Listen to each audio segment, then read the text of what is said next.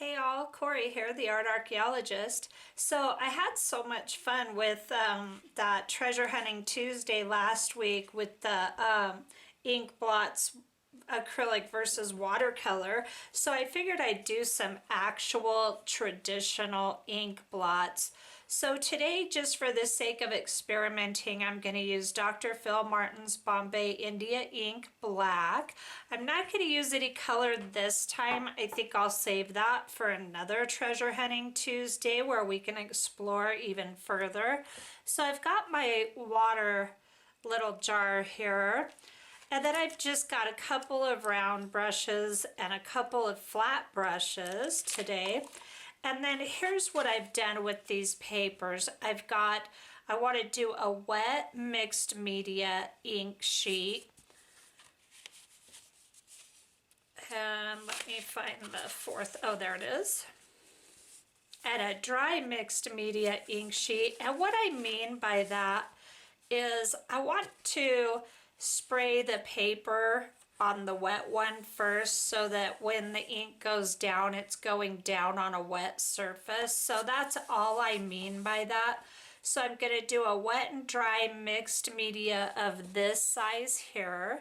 And then I want to do a wet and dry mixed media of this size. These are all actually the same size. These are from the 9x12 kit, and I have cut them in half and then folded them in half, these lengthwise and then these, you know, the other way. So that's how I ended up coming up with these pages here. And then I did the exact same thing with the watercolor paper. So let's go ahead and start with, and I think what I'll do is I will do a dry watercolor sheet, and then I'll do the dry mixed media sheet so that we can see the difference in paper. And then at the end, we'll go over all the differences. So here we go. Starting off, of course, I've got my ink right here in my palette, and I just squirted, this is solid ink, but I am going to put water in my brushes as I use them, so that I can saturate the page enough to be able for it to transfer to the other side. So this ink will get watered down.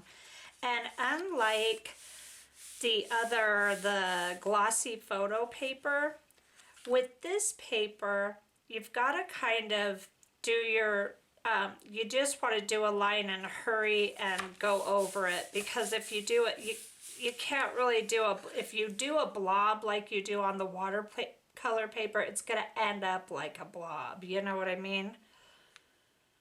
So here's media. Let's just try it. Here's a little blob right there. Let's see what happens. Okay, so once you start with a blob, it's going to stay a blob. The shape can change, of course, but the blob will remain. I went ahead and just grabbed a palette knife. Still haven't been able to find my bone folder. So let's just do a few drops on here real wet and see what we get.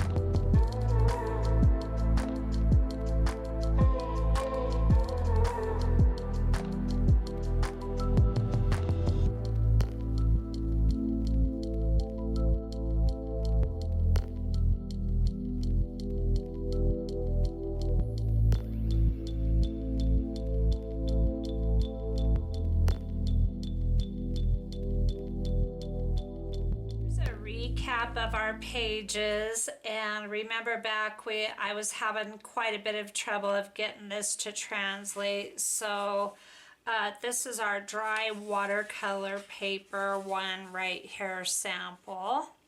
Pretty neat. I like it. I think this one would do well with some color. I think it'd be really pretty with some color.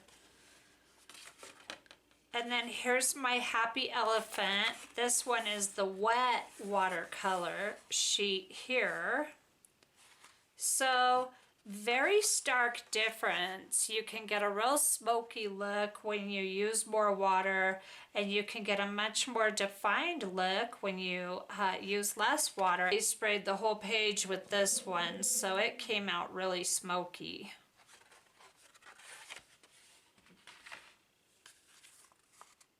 And now this sample is our dry mixed media paper, and we got a lot of variation and texture in here. So that one's pretty fun. You can definitely kind of control whether or not you want a smoky look or a defined look, or the two mixed together. And then this one was our wet mixed media paper here. Really good example of the defined and smoky all in the same page. This right here looks like a leaf to me. Not sure about the rest of it. Pretty neat. It's funny, I noticed something when I'm filming. I'll be looking at the art really close up, and I won't see things. Like I'll miss that this didn't translate, or I'll miss stuff. And then when I go back to edit it, it's like, wow, it's a completely different view, you know, from the camera's point of view versus mine. So there's those ones. Here's our crazy millipede weird bug.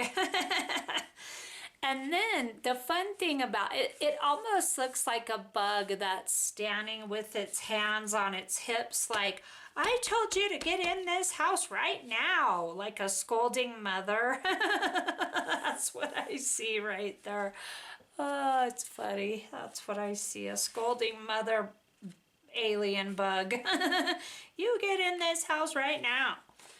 And then what's funny about these is you can switch it and you get a completely different perspective when you flip them.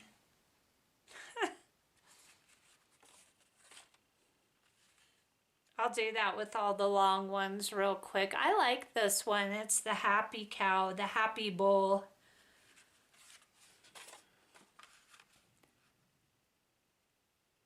And then this way it looks totally different. I like the negative space in this one. Oh, I'm glad that's not a... I really like the white space in this page here because it gives so much depth and definition to all the different layers of depth in the gray and black. This one we started out with the really fun shapes, and this kind of for me turned into a bit of a hot mess, but it's a really beautiful grunge page and there's lots of nice texture in it. This lower corner right here, really, I like that very much. And then I like this too, all of this texture going on there.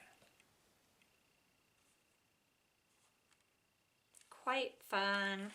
Now this has got to be one of my favorites because I didn't overwork it. We just did the drops on this one. I did the water first, the dirty water, by the way, and then we dropped in the ink, and then I closed it, and then we took the palette knife and we pulled it down, and look at how all of that pulled this paint down, or ink, excuse me, and ended up giving us all this beautiful detail down here. Really, really fun. And then I pulled it straight across up here. So when you're using a palette knife or some kind of sharp utensil, you could even use your paintbrush handle, but this works a little better because it's got an elbow in it, so that kind of gets your hand away from it and you can do a smaller area versus your brush is going to really cover a big area. So definitely grab your bone folder and your heat tool for this. But I really enjoyed, yet again, doing some more Rorschach ink blots with you all, and I hope you love this. And of course, I invite you to subscribe to this channel and check out all the excavations and treasure hunting Tuesdays I've got going on here. And I hope that you have a wonderful week, and I will see you next time. Have a great day.